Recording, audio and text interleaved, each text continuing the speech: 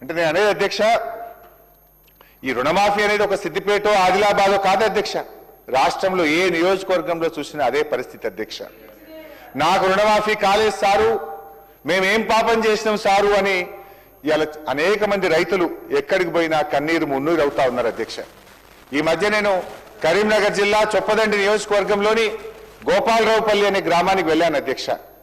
అక్కడ రామయ్య అనే ఒక రైతు అధ్యక్ష.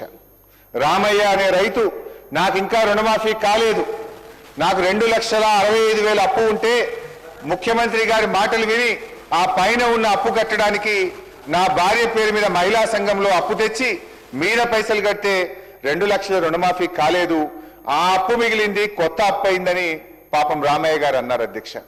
అంటే ఇప్పుడు పాత అప్పుకు మీరు కొత్తగా చేయించిన అప్పు రెండింటికి వడ్డీ కట్టుండు పాపం రామయ్య అధ్యక్ష.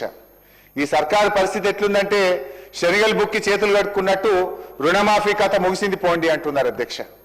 అధ్యక్ష, రుణమాఫీ అంత చేసినాం అయిపోయిందని చెప్తున్నటువంటి కాంగ్రెస్ ప్రభుత్వాన్ని నేను ఛాలెంజ్ చేస్తా ఉన్నా అధ్యక్ష.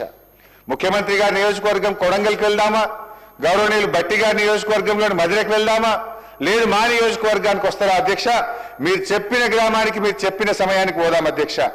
ఎక్కడ పోయినా కూడా ఇంకా రుణమాఫీ కానటువంటి రైతులు ప్రతి గ్రామంలో వందల సంఖ్యలో ఉన్నారు అధ్యక్ష.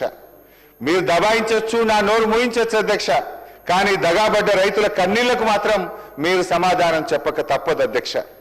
అధ్యక్ష, బడ్జెట్లో అధ్యక్ష గౌరవ బట్టి గారు 2024-25 పుస్తకంలో అధ్యక్ష 15వ పేజీలో ఒక మాట అన్నారు అధ్యక్ష. ఏమన్నారంటే అధ్యక్ష, చేతగానమ్మకు మాటలు ఎక్కువ అన్నట్లు రుణమాఫీలో పూర్తిగా విఫలమైన గత ప్రభుత్వ నాయకులు మా చిత్తశుద్ధిని శంకిస్తున్నారు అన్నారు అధ్యక్ష. ఇప్పుడు నేను అడుగుతా ఉన్న బట్టి గారు, మరి మాటలు ఎక్కువైంది ఎవరికో, చేతగానం ఎవరో ప్రజలకైతే అర్థమైంది బట్టి గారు, ఇంకా వేరే చెప్పాల్సినటువంటి అక్కర్లేదు అధ్యక్ష. అధ్యక్ష, రైతు భరోసా అధ్యక్ష, ఇలా రైతు భరోసా విషయంలో సమైక్య రాష్ట్రంలో అష్ట కష్టాలు పడ్డటువంటి రైతులకు స్వరాష్ట్రంలో కేసీఆర్ గారు కొండంత అండగా నిలిచారు. 24 గంటల ఉచిత కరెంట్ ఇచ్చారు, సాగునీరు ఇచ్చారు, సమయానికి ఎరువులు విత్తనాలు ఇచ్చారు. ఇంకా ఏదో చెయ్యాలని ఆలోచించి నా తెలంగాణ రైతుకు పెట్టుబడి కోసం ఎవరి ముందు చెయ్యి జాపొద్దని, ఆత్మగౌరవంతో పొలంకు వెళ్లాలని, ఆత్మహత్యలు ఆగాలని రైతు బంధు పథకాన్ని నాడు కేసీఆర్ గారు ప్రవేశపెట్టారు అధ్యక్ష. అధ్యక్ష, ఒకసారి గతాన్ని గుర్తు చేసుకుందాం. కరోనా ఉత్పాతం వచ్చింది, ప్రపంచాన్ని వణికించింది, అంతటా ఆర్థిక వ్యవస్థ కుప్పగూలింది, ఆదాయాలు పడిపోయాయి, ఖజానా ఖాళీ అయ్యే పరిస్థితి వచ్చింది. అయినా సరే ఆనాడు కేసీఆర్ గారు రైతు బంధు సాయం ఆపలేదు, ఒక్క రూపాయి కూడా తగ్గించలేదు. కరోనా కష్టకాలంలోనూ కడుపు గట్టుకోనైనా సరే రైతు బంధు ఇచ్చింది నాటి ప్రభుత్వం.